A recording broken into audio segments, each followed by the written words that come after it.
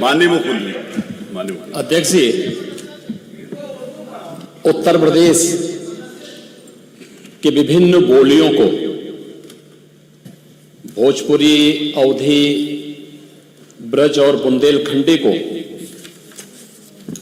इस सदन में सम्मान मिल रहा है और हमारी सरकार तो इन सब के लिए एक एकेडमी का भी गठन, अलग अलग एकेडमी के गठन की कार्रवाई को भी आगे बढ़ा रही है।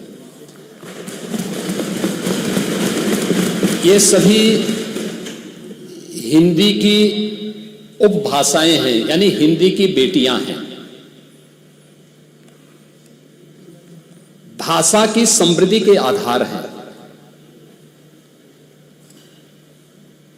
और हमें इसका स्वागत करना चाहिए। ये सदन साहित्यिक, केवल विशुद्ध साहित्यिक और व्याकरण से के विद्वानों की नहीं है,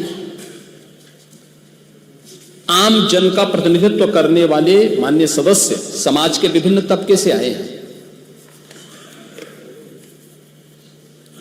अंतिम पायदान पर बैठे हुए व्यक्ति की आवाज को भी इस सदन में मुखरता मिले,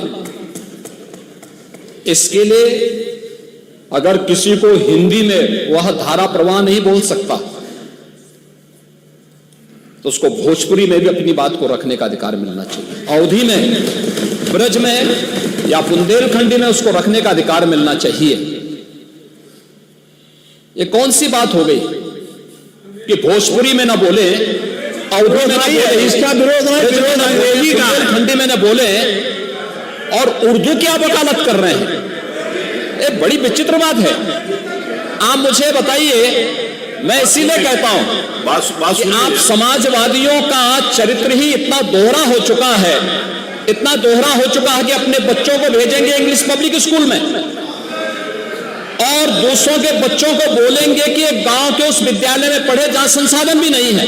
ये दोहरा आचरण और जाकी रही भावना जैसी प्रभु मोड़री देखी बिन तैसी, यह तो आचरण आप लोगों का है। इसीलिए आपने कल भी भोजपुरी का विरोध किया, अवधी का विरोध किया, बुंदेलखंडी का विरोध किया और आप लोग अपने दैनिक जागरण में, दैनिक जीवन में इस प्रकार के आचरण के आदी हो चुके हैं। और इसलिए अध्यक्ष जी, इसका अभिनंदन हम लोग करते हैं और इन बोलियों को सम्मान मिलना चाहिए। इनके संरक्षण के लिए ही हमारी सरकार भोजपुरी एकेडमी का गठन कर रही है, अवधी एकेडमी का गठन कर रही है संत तुलसीदास जी के नाम पर।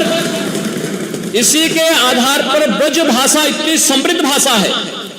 सूरदास जी ने अपनी सभी रचनाएं उसी भाषा में दी हैं। संत तुलसीदास जी ने अपनी कालजयी रचना रामचरितमानस, जो इस सदन में ही नहीं, उत्तर भारत के अंदर और भारत से प्रवासी हुए जितने भी ऐसे लोग हैं जो मॉरिशस में या दुनिया के फिजी में या दुनिया के किसी देश में गए, उनके संकट काल में रामचरितमानस ही तुलसीदास जी का अवधी भाषा में रचा गया, रामचरितमानस ही उनका सहारा बना था। और आज जब उसको सम्मान मिल रहा है तो आप उसका विरोध कर रहे हैं। बड़ी विचित्र सी स्थिति है। आप हर अच्छे कार्य का समाज, आज के यही ढोंग है आप लोगों का, यही ढोंग है। हर अच्छे कार्य का आप विरोध करेंगे, हर अच्छे कार्य का आप विरोध करेंगे। हर अच्छा कार्य जो प्रदेश के हित में है, देश के हित में है, आप उसका विरोध करेंगे। और मुझे लगता है इस प्रकार के विरोध की निंदा होनी चाहिए और हम इसका समर्थन करते हैं जो उत्तर प्रदेश की बोलियों को सम्मान मिल रहा है। मैं आपका धन्यवाद करूंगा और विधानसभा सचिवालय को इस बात के लिए धन्यवाद दूंगा।